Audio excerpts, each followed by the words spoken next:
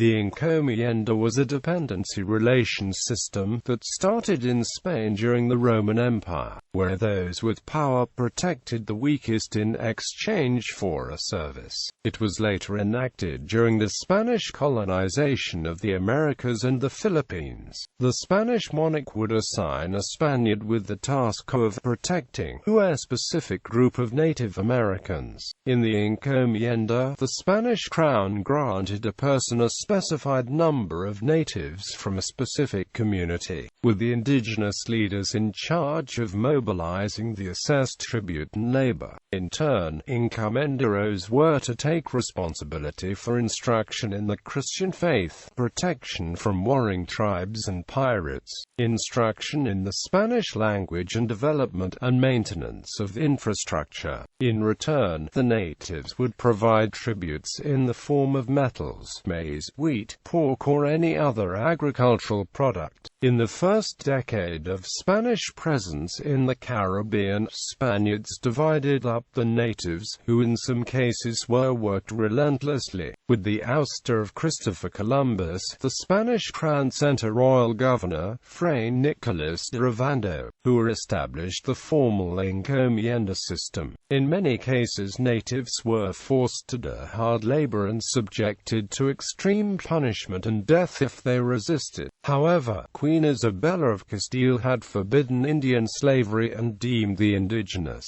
free vassals of the crown, allowing many natives and Spaniards to appeal to the real audiences. Encomiendas were often characterized by the geographical displacement of those enslaved and the breakup of communities and family units. But the encomienda in Mexico functioned to rule these free vassals of the crown via existing community hierarchies, with the indigenous not forced permanently from the families, homes, and land. In the former Inca Empire, for example, the system continued the Incaic traditions of extracting tribute in the form of labor. History. The heart of encomienda and encomendero lies in the Spanish verb encomendar, to entrust. The encomienda was based on the Reconquista institution in which adelantados were given the right to extract tribute from Muslims or other peasants, in areas that they had conquered and resettled. The encomienda system in Spanish America differed from the Peninsular institution in that encomenderos did not own the land on which the natives lived. The system did not entail any direct land tenure by the encomendero. Indian lands were to remain in the possession. This right was formally protected by the Crown of Castile because the rights of administration in the New World belonged to this crown and not to the Catholic monarchs as a whole. Encomenderos.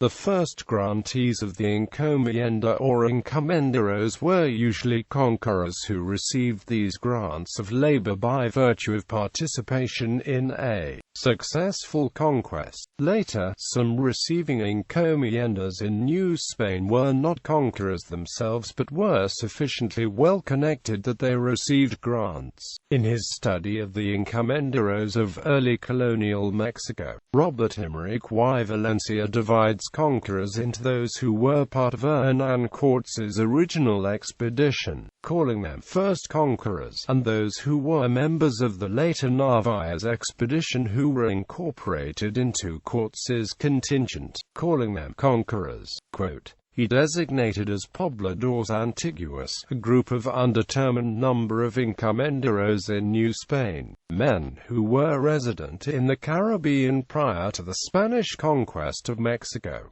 Holders of encomiendas also included women and indigenous notables. The daughter of Doña Marina and conqueror Juan Jaramillo, Doña Maria Jaramillo, received income from her late father's encomiendas. Two are of Moctezuma's daughters, Doña Isabel Moctezuma and her younger sister, Doña Leonor Moctezuma. were granted extensive encomiendas in perpetuity by Hernán Cortés. Doña Leonor Moctezuma married in succession 2 Spaniards, and left the encomiendas to her daughter by her second husband. The vassal Inca rulers established after the conquest also sought and were granted encomiendas, the status of humans as wards of the trustees under the encomienda system served to define the status of the Indian population. The natives were free men, not slaves or serfs, even though some Spaniards often treated them as poorly as slaves.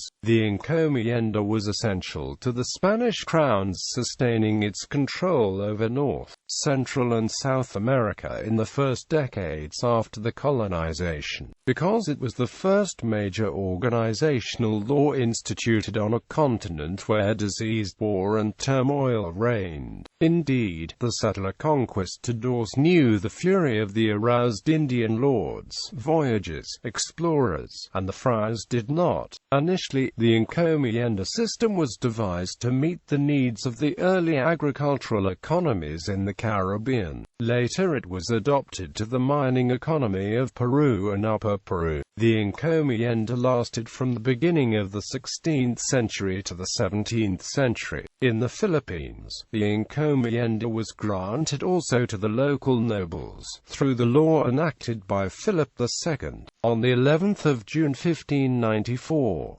It was used to acquire ownership of large expanses of land, many of which continue to be owned by affluent families. Establishment of the encomienda. In 1503, the Crown began to formally grant encomiendas to conquistadors and officials as rewards for service to the Crown. The system of encomiendas was aided by the Crown's organizing the indigenous into small harbors known as reducciones, with the intent of establishing new towns and populations. Each reducción had a native chief responsible for keeping track of the laborers in his community. The encomienda system did not grant people land, but it indirectly aided in the settlers' acquisition of land. As initially defined, the encomendero and his heirs expected to hold these grants in perpetuity. After a major crown reform in 1542, known as the New Laws, encomendero families were restricted to holding the grant for 2 generations. When the crown attempted to implement the policy in Peru shortly after the 1535 Spanish conquest, recipients rebelled against the crown, killing the viceroy, Don Blasco Núñez Vela. In Mexico, Viceroy Don Antonio de Mendoza prudently decided to not institute the reform, citing local circumstances of the potential for a similar conqueror rebellion. To the crown he said, "I obey crown authority but do not comply with this order." The encomienda system did eventually come to a legal end in 1720, when the crown made a new attempt at eradicating the institution. The encomenderos were then required to pay remaining encomienda laborers for the work.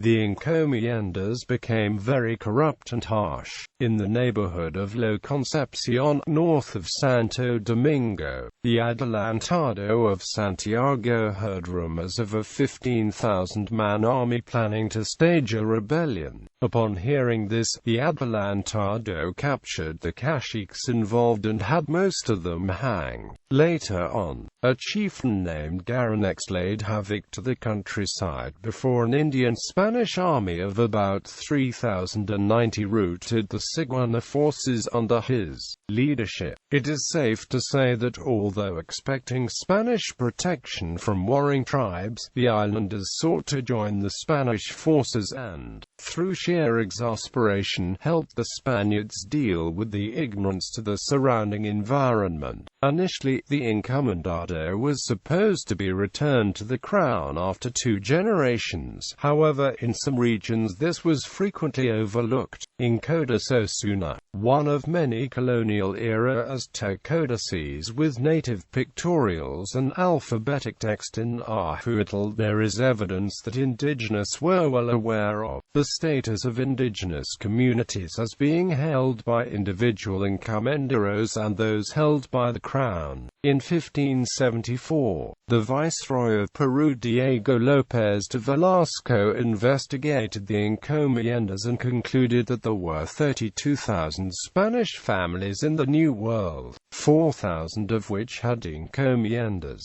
There were 1,500,000 natives paying tribute, and 5 million civilized natives.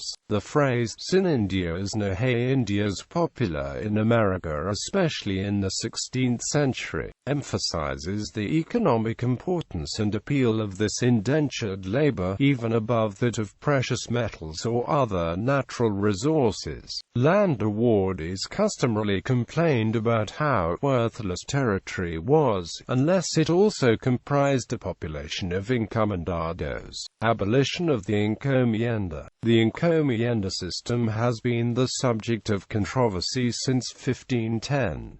When an Hispaniola encomendero named Valenzuela had Native American leaders killed who had turned in for peace talks in full confidence, the Taino cacique Enriquillo rebelled against the Spaniards between 1519 and 1533.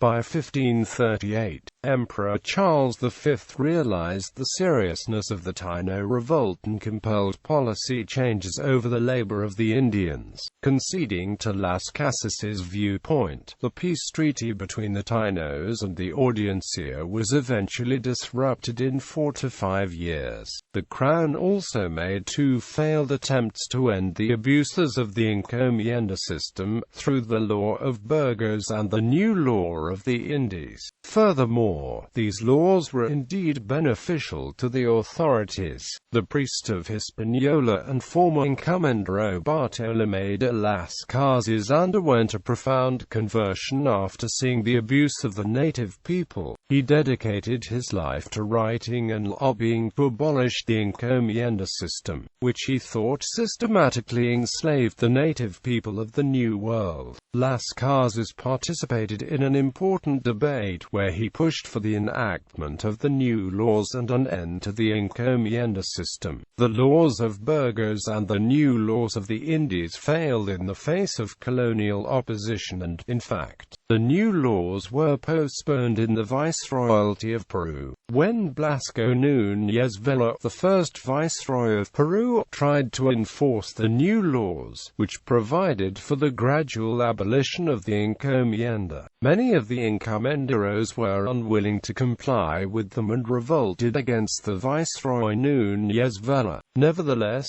the encomienda system was generally replaced by the Crown-managed repartimiento system throughout Spanish America after mid-century. Like the encomienda, the new repartimento did not include the attribution of land to anyone, rather only the allotment of native workers, but they were directly allotted to the Crown, who, through a local Crown official, would assign them to work for settlers for a set period of time, usually several weeks. The repartimiento was an attempt to reduce the abuses of forced labor. As the number of natives declined and mining activities were replaced by agricultural activities in the 17th century, the hacienda, all large landed estates in which laborers were directly employed by the hacienda owners, arose because land ownership became more profitable than acquisition of forced labor. The encomienda was strongly based on the encomendados' tribal identity. Mixed-race individuals, for example, could not by law be subjected to the encomienda. This moved many Amerindians to deliberately seek to dilute the tribal identity and that of the descendants as a way for them to escape the service, by seeking intermarriage with people from different ethnicities, especially Spaniards or Creoles.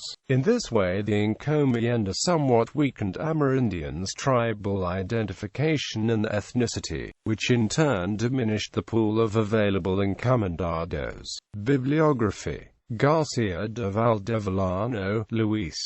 Curso de Historia de las Instituciones Españolas, Madrid, Alianza, ISBN 9788420680538. Avellaneda, José Ignacio. The Conquerors of the New Kingdom of Granada, Albuquerque, University of New Mexico Press. ISBN 0826316123. Crow, John. The Epic of Latin America. Encomienda, Encyclopedia Britannica. Guitar, Lin. Encomienda System. Ingenious P. Rodriguez. The Historical Encyclopedia of World Slavery. Volume 1 AK, Santa Barbara, CA, ABC Clio, pp. 250-251. ISBN 0874368855. OCLC 37884790. Himeric y Valencia, Robert. The Encomenderos of New Spain, 1521–1555. Austin, University of Texas Press. ISBN 0292720688.